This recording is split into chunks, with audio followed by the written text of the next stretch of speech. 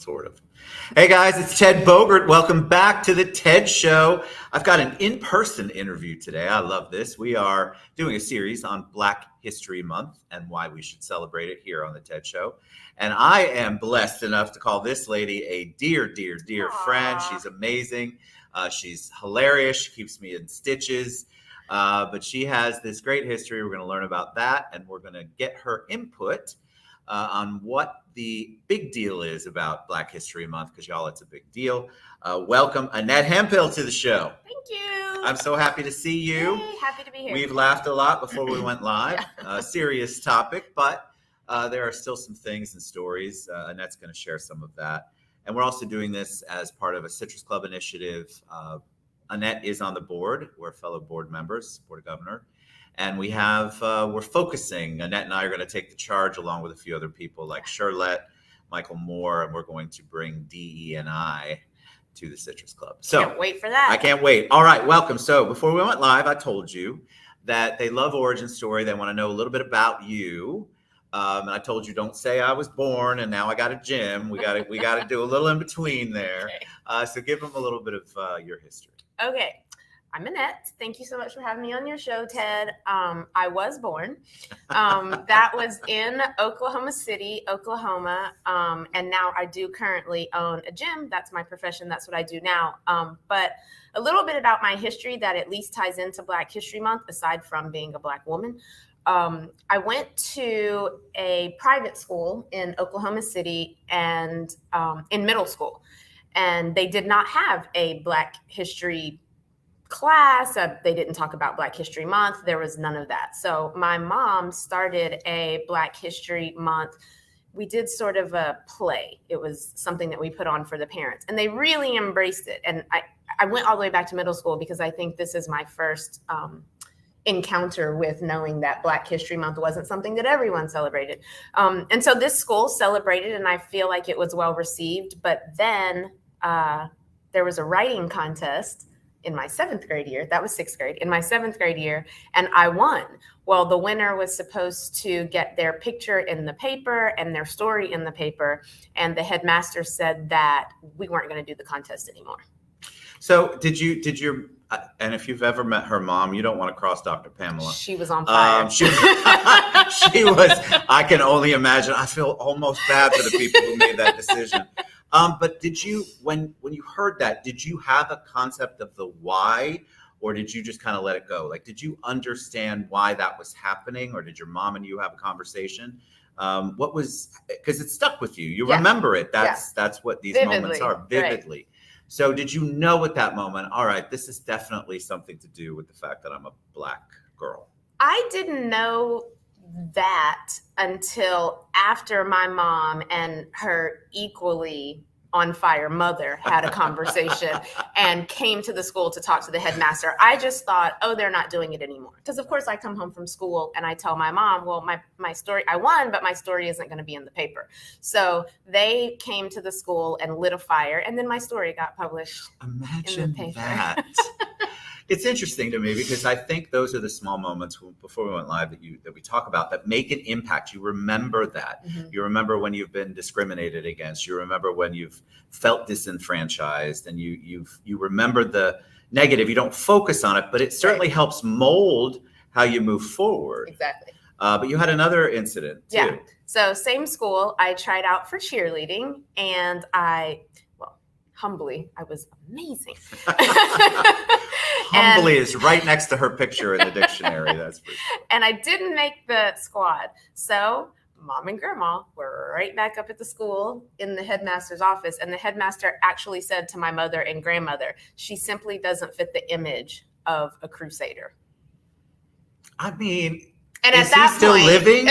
Because Dr. Pam, your mom was not. I mean, I don't know how the guy's still breathing. I don't either.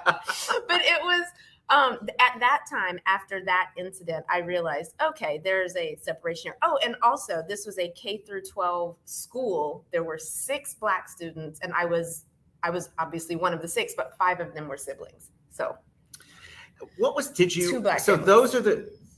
those are defining moments. Did you did you feel after you went there, did you feel like you wanted to leave the school? What were you feeling? Did you feel insecure? Or did you just figure out how to push through?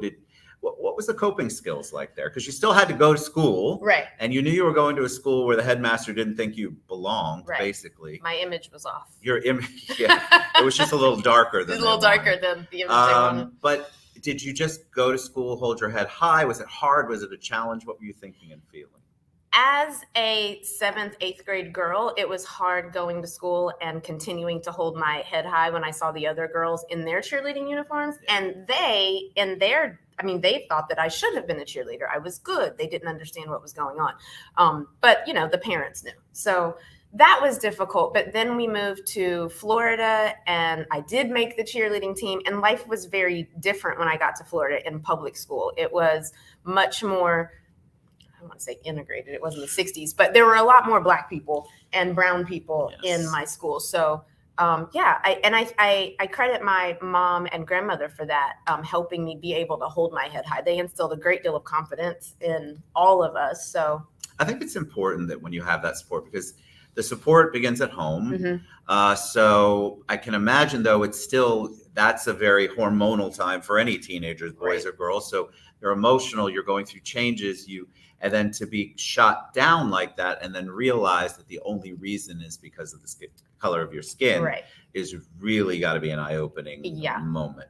So when you got here, you got through school, and then what did you do afterward? What was your journey to owning the gym? So my journey that's a long journey. Give me some bits and pieces of the journey. There was some college, there was some dropping out of college, there was some going back to college. And then I met Nate and he and I got married, and he was a gym enthusiast. And so it's actually because of his passion for CrossFit that we opened the gym. So let's talk about Nate. You have an interesting perspective, I think, since we are talking about Black History Month.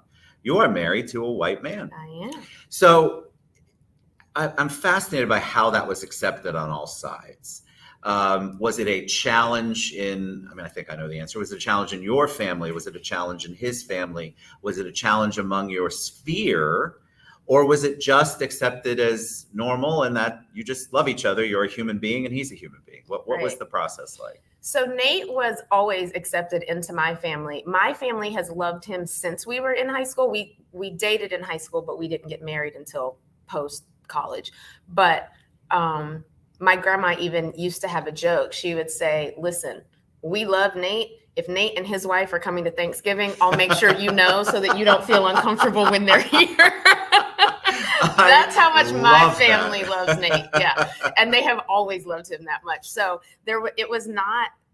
our race was not an issue for my family. And for years, we've been married 17 years. And for probably 14 of those years, I didn't think that it was a problem for his, and not that it is now, but he did say that his family expressed some concerns and your children are going to have some issues and it's going to be different. And I was happy that he shared that with me because I'd like to know if that's what they feel like. But for the most part, no, not within our families. Have you experienced when you began dating again, you got married in the last 17 years, have you experienced people giving you the look or making you feel uncomfortable, or trying to make you feel uncomfortable because it's a white man and a Black woman? Mm-hmm. Unfortunately, that happens mostly when we go back to Oklahoma for family gatherings. He and I will walk into a restaurant, we'll be holding hands, or we'll be sitting at a table together. Even at the hostess stand, we've had people say, are you all together? And we look at each other and look at the hands that we're holding and we're like, yes, we're together. And then they bring the check and they say, is it together or separate? I'm like, this person who I'm sharing food with, it's probably going to be together. So that has been the majority of it when we are outside of, our little bubble. And that doesn't mean that discrimination and racism doesn't happen everywhere. We both know it does. It does. But I've only experienced it in those moments. And I may be hypersensitive to going back to my home state and feeling but I think you can feel that. I've experienced a little bit of that because when Stacy and I go out, they think, oh, she's with her gay best friend because of the way I dress. No, it's the truth. And so that I can't tell you how many times they will say together checks or separate. I mean, yeah. Talk It's a thing. about let's talk about Black History Month. Let's. So do you celebrate it? And if you do, what do you do specifically during this month to bring awareness or to celebrate? That's such an interesting question. I'm so glad you asked it, because before we got on camera and you mentioned that question, I was thinking, my goodness, in 40 years, I don't think I've actually celebrated Black History Month. I know it's a thing because, it's a thing and I'm a Black person.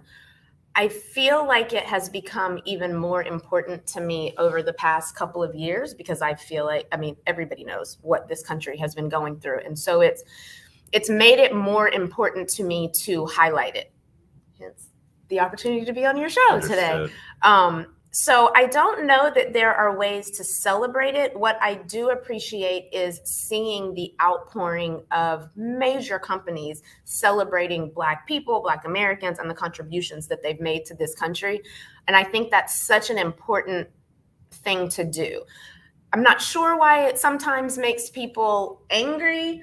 I'm not sure why conversations about race make people so angry. That's not true. I do understand why the conversations make people angry. I hope we can get to a place where we have these conversations and we're so excited to learn about other cultures and other people's experiences, as opposed to immediately feeling like you're being called a racist or that you're accusing someone of being racist. It's because we talked a little bit about that before we went live. It is an interesting place to be. One of the reasons why I love to do shows like this is because I have no problem asking the questions that other people might feel uncomfortable. And until we get past that discomfort on both sides, if there's a side, never going to go. The dialogue's never going to progress. You have to be able to know that I can ask you a question. Like I asked a question, I shared this, I think, with Charlotte the other day. I asked you all, should I say African-American or Black? Mm-hmm. Now, I have learned that my Caribbean American, Haitian American friends prefer Black. It's overall encompassing. But as you know, the term has been African American. That's the buzzword. That's what everybody says. Mm-hmm. And then I have people that'll raise their hands and go, I'm not from Africa. Right. So I feel like until I got more comfortable, it wasn't even something I'd ask. I would have just put African American because I know that's what is accepted. Mm-hmm. Those are the kind of conversations people need to say, hey, Annette, what's your preference? Right. And you not think, not that you ever would, oh God, you idiot white person, why are you asking this dumb question? And you answer it because that is the only way we can move the needle and move the progression. Right. Because if we don't, and we're all afraid to talk and have an intelligent and respectful conversation, then moving the needle is just almost impossible. Impossible. And we can't grow that way. We can't. So let's talk a little bit about the world, because you mentioned that. Okay. What do you feel like? What's your feeling on where we're at now? What do we need? Did we take a bunch of steps back? Are we back on track? Because if you see anything in the news, you're seeing a lot more hate groups out. I just talked about this with Judge Perry. Yeah. There's a lot more hate groups coming out. And it's interesting to me. They've always been there. Right. It's just become almost more acceptable for that. Yeah. What are your feelings? Okay. So in my commitment to not looking at how divided we are, but trying to move forward and move the conversation to how we are more alike, that part is very difficult. I think we're in a better, as divided as we are and as hateful as so much speech seems, I think the reason we're in a better place is because it's out there. We're talking about it now. These conversations aren't happening in closed doors with, a certain sect of people being racist or being bigots in their small groups. Yes. It's out there. People recognize that this is alive and well, and people are talking about it, and people are like that, and people are uneducated and need to be educated.